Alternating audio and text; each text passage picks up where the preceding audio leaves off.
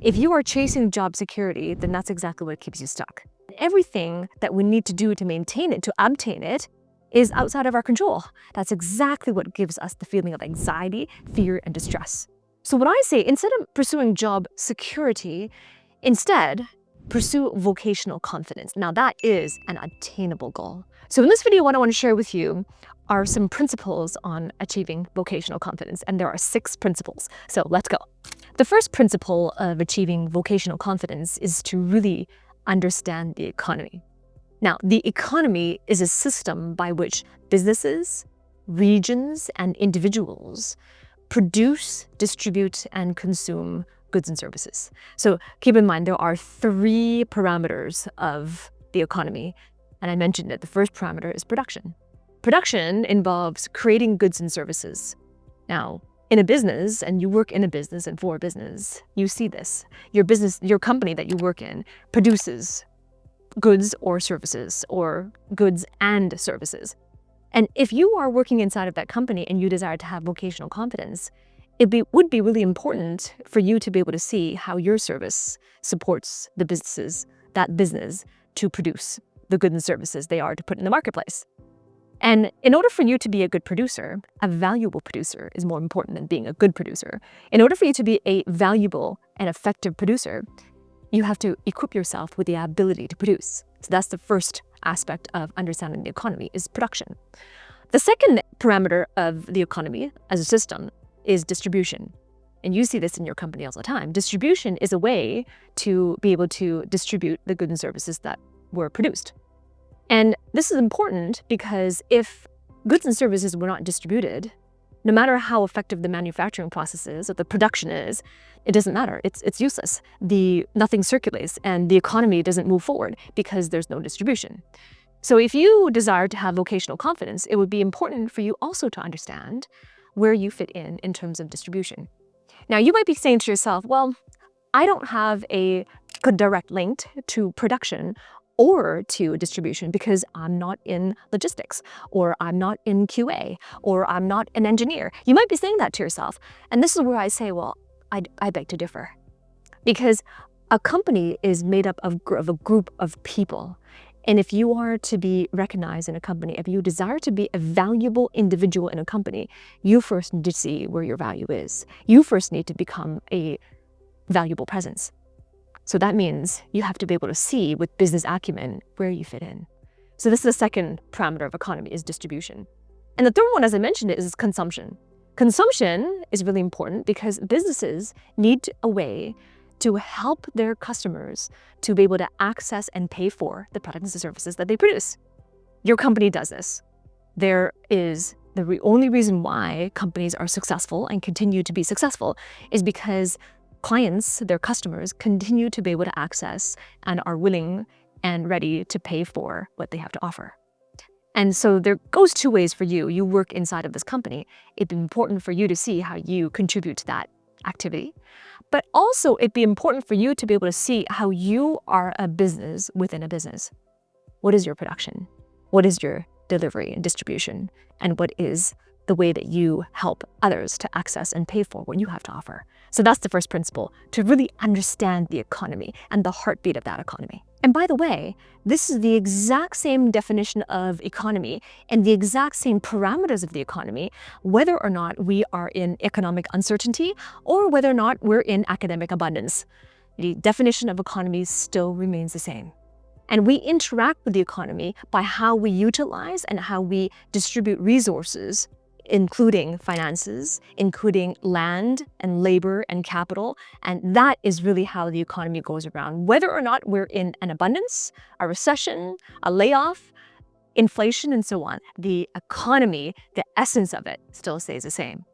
And one of the biggest things that holds people back from leaning in and understanding the economy is because in their mind, their mindset, they have negative associations with the economy.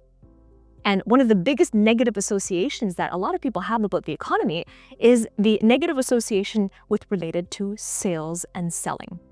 And I understand this because sales and selling has really gotten a bad reputation. I mean, so many people go into retail stores or go into department stores And they've been sold to in all the ways that don't feel good, all the ways that are exploitative, and all the wrong ways in selling and sales. But unfortunately, you have a choice whether or not to generalize that to all salespeople or individuals or all companies, or you have a choice to realize that the essence of sales is not about being pushy, it's not about being sketchy, it's not about being able to manipulate people, it's not about that. But the sales is really the heartbeat. Because if you think about the parameters of the economy in my definition earlier, I talked about distribution and I talked about consumption. That would not be able to happen if it weren't for sales. So this is why it's really important to understand the economy, because when you understand the economy, you don't need to be led by anxiety-driven fear about what's going to happen in your life. This is where you can really take a step back and really go back to the essence of the economy and navigate through difficult times through having wisdom and understanding.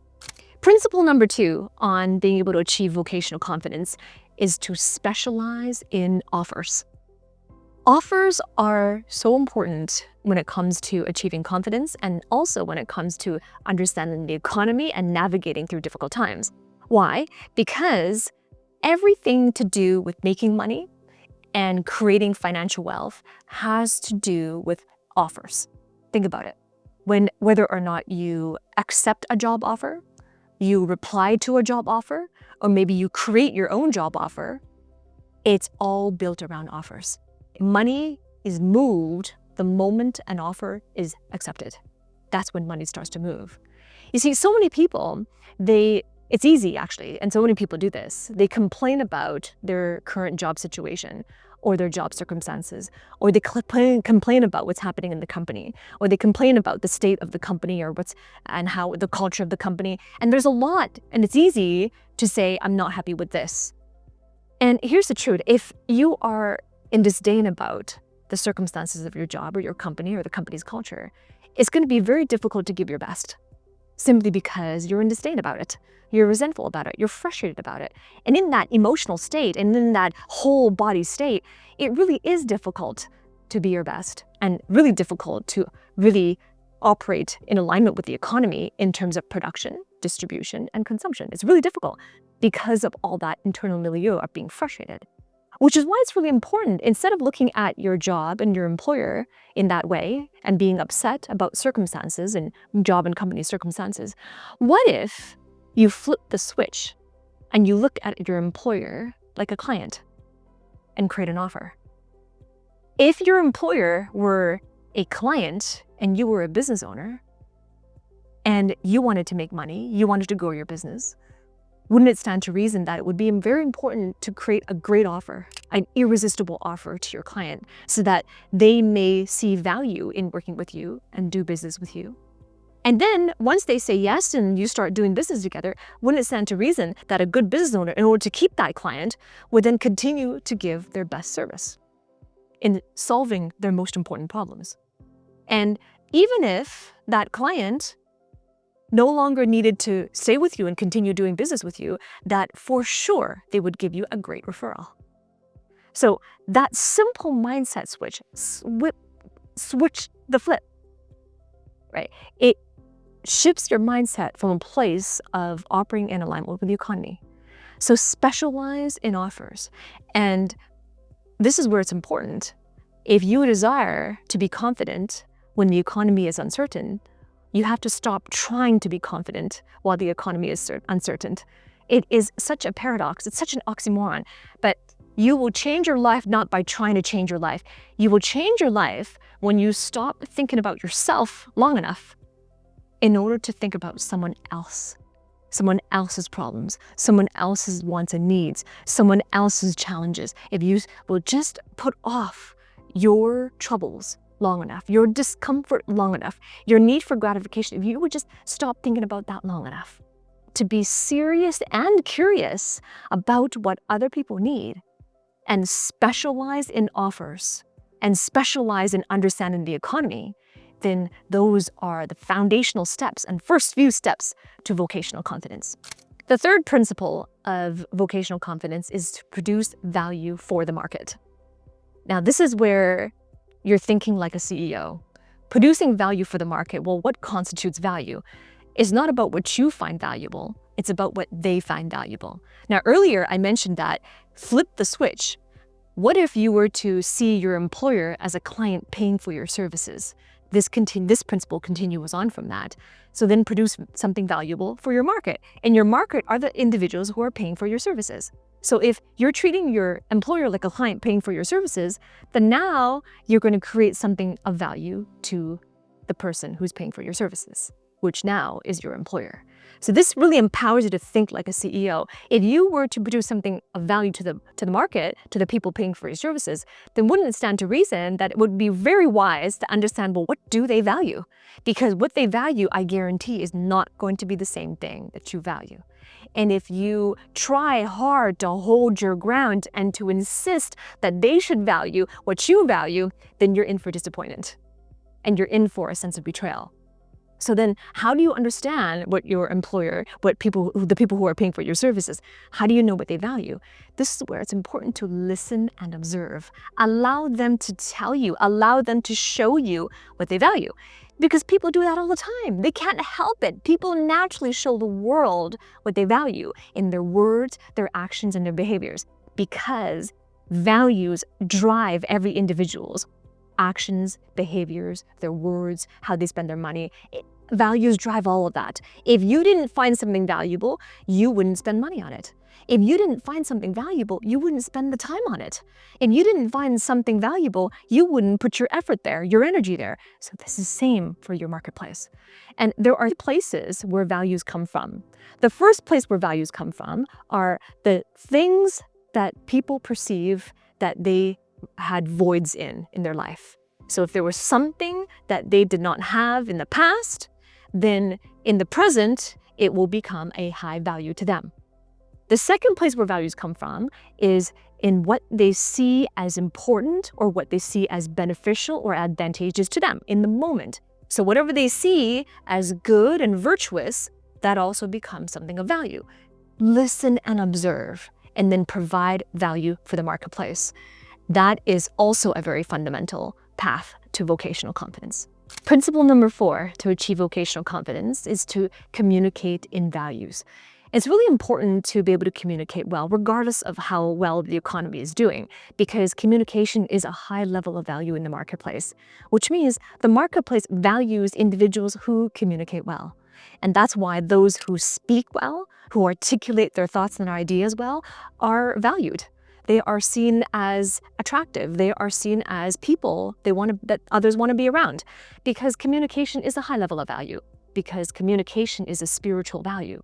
So when you communicate, learn to communicate in values. What does that mean? Earlier, I mentioned to produce value in the marketplace. So now that you've been listening and you've been observing what the values are of those people who are paying for your services, now is time to communicate in a way that they can understand and communicate in terms that are important to them. Communicate in terms of their values. And that is the way to create effective communication. And there are so many different types of communication that I don't have time to get into every single type of communication. But when it comes to difficult times, when it comes to economic uncertainties, the most important communication to focus on at first is persuasive communication. And persuasive communication has a lot to do with persuasion, sales, and selling. And that's why at the start of my message, I mentioned that when you're understanding the economy, one of the biggest obstacles in people trying to understand the economy is they have a negative association with one of the most important parts of the economy, which is sales, access, creating financial wealth through sales. So this now comes back full circle. If you desire to build vocational confidence, this principle talks about communicating in values, which is exactly the essence of what sales is. Correction, it's exactly the essence of what good sales is. Because remember, the only reason why you have a negative association with it, right, when you see salespeople, you kind of cringe. You don't want to interact with them. You just shut down and the shield goes up, right? If that's your experience with salespeople and people trying to sell you something, that's because you really didn't take the time to understand what good sales means. It's simply communicating in values. So this is where, in order for you to get good at it, You have to deal with your limiting beliefs about it. Because if you still hate it, if you still resist it, if you still find that off-putting, the mere fact that you don't like it and you find it off-putting will make it infinitely more difficult for you to get good at it. So this is principle number 4. Learn to communicate effectively in values. Hi, this is Dr. Grace. Let me take a moment to tell you about my Mastery Accelerator mentorship program. I've been conducting this mentorship program for more than 5 years, and we've had thousands of experts and executives go through it. And the purpose of this program is to help experts and executives to achieve their life mission so that they can have vocational confidence. And this is extremely important, especially since the times have changed and the strategy to advance is also evolving with the times. So if you are serious about creating confidence for your career trajectory and also investing in the skills to be able to take on opportunities that may come to you that you can create, then I invite you to explore the link below this video. And that will take you through to the Master Accelerator page where you can read and learn more all about that. And if it makes sense to you, then follow the button there and click it to book a call with someone from my team.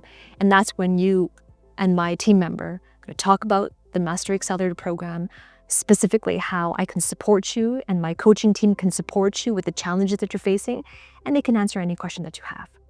So if we work together on the inside, then I look forward to supporting you in your journey to vocational confidence. The 5th principle to achieving vocational confidence is to be opportunity savvy. And here's the thing about opportunities. Most people sit around waiting for other people to give them opportunities, to present them with opportunities, or to invite them with an open opportunity. And I say don't wait, especially when times are tough, when there are economic uncertainties and things are changing and moving fast. Don't wait for people to give you opportunities because you might be waiting for a long time. And then the opportunities that come to you may not be the opportunities you would have chosen. And it will always feel like you have no choice, like your back's up against the wall. So don't wait. Be an opportunity creator. And the best way to create opportunities for yourself, to be opportunity savvy, is to be able to look around you and do the things that most people are unwilling to do. It is wise to be able to do things and to become an individual that most people aren't willing to do, that most people won't dare to do. Do and be different. And the reason why is because most people are lazy. Most people are the ones waiting around for other people to invite them or give them permission or to hand them opportunities. And that's why there are so many people competing for the same opportunity as soon as an opportunity opens up. But what if you're the creator of your own opportunities? Don't be lazy and wait for other people. Take ownership of what you can do to create opportunities, but that requires you to have an immense amount of self-awareness in terms of what kind of opportunities do you desire to have and how willing and able are you to create those opportunities. Willing and able. Because here's the thing about being an opportunity creator.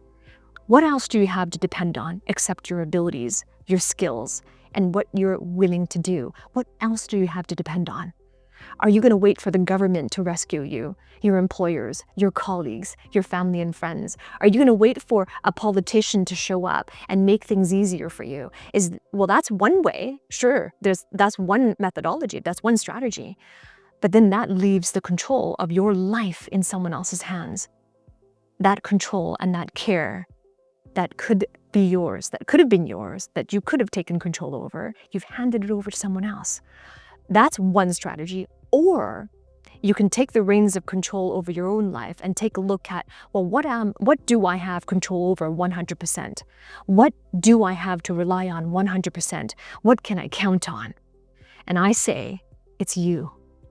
Your willingness, your choices, your work ethic, your willingness to set intentions, your drive, your ambition, those things are 100% within your control.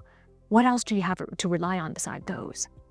And so if you become opportunity savvy, what that means is that you understand that your career is a for-profit expression of your business intellect.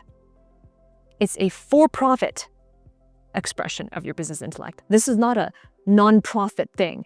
You desire to make money in your career. And the reason why there's a lot of anxiety, because there's fear that there's inability to have compensation. There's fear of a loss of compensation. So that's why a career is a for-profit expression of your business intellect. And a business, and you work in a business for a business is competitive. It is competitive. But how willing are you to compete on the right things?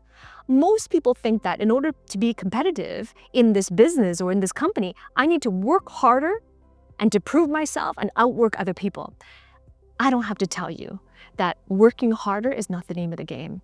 Working harder guarantees your exhaustion. It guarantees your overwhelm. It guarantees your frustration. But nowadays, it's not about working harder to be competitive in the marketplace. Definitely not in the business landscape.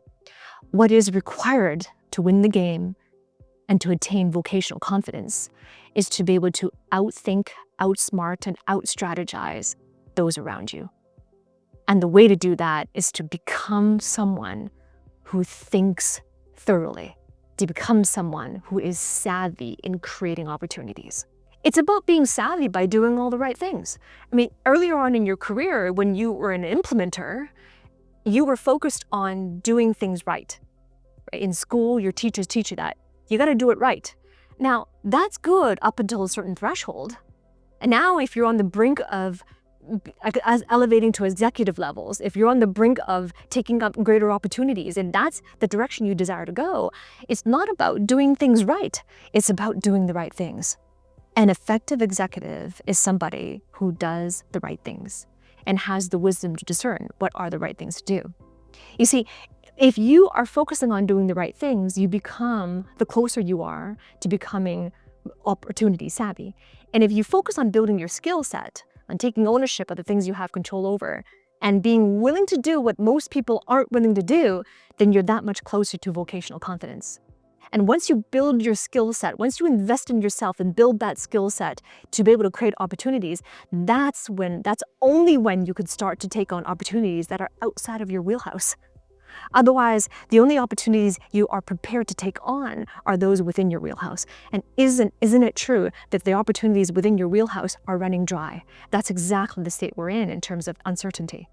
So if you desire, but that's this way out that you see, I need to take on opportunities outside my wheelhouse, then your skill sets need to come prepared so that you can do well when you take on those opportunities. So once you invest in your skill sets, you build up your skill set to match those opportunities, then you go all in.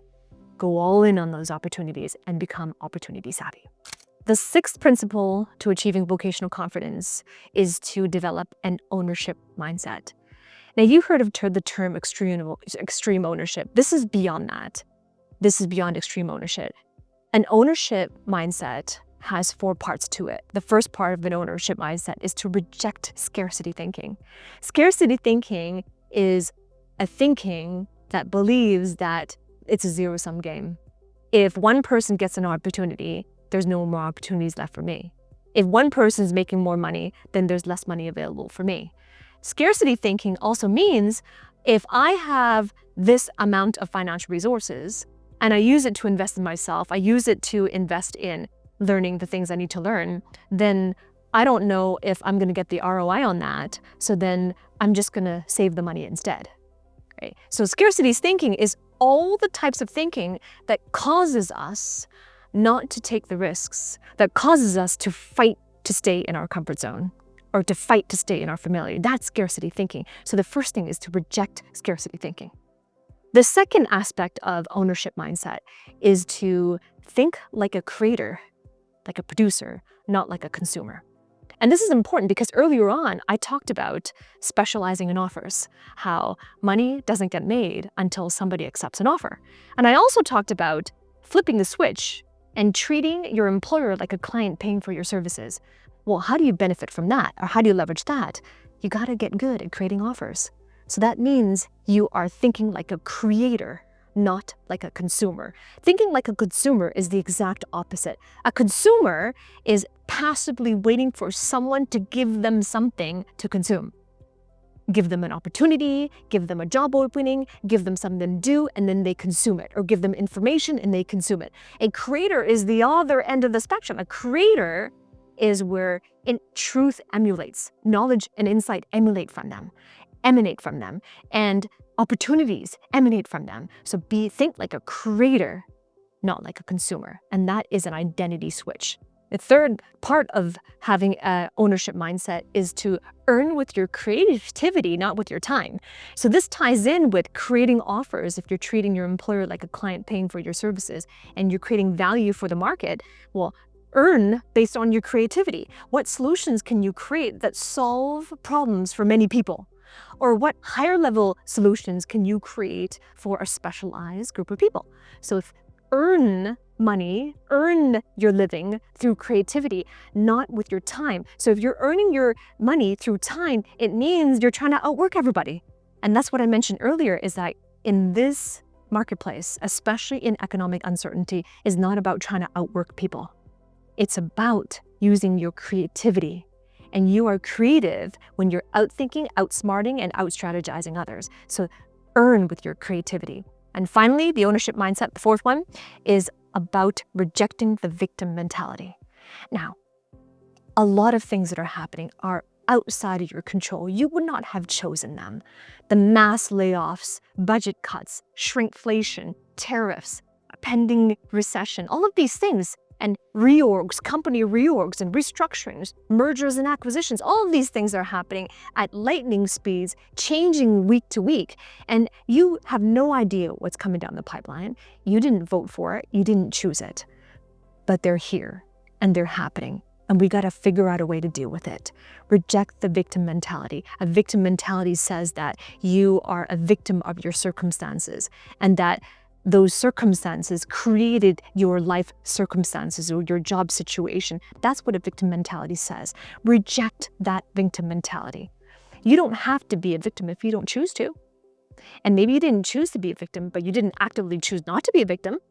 So understand that rejecting the victim mentality doesn't mean that you're being ignorant that these things are happening. It's not about being ignorant. It's about choosing to be a victor instead of choosing to allow these external circumstances to affect your creativity or to put you in an emotional state that paralyzes you from doing the activities that only you can do to change your situation. So reject the victim mentality and take on an ownership mindset.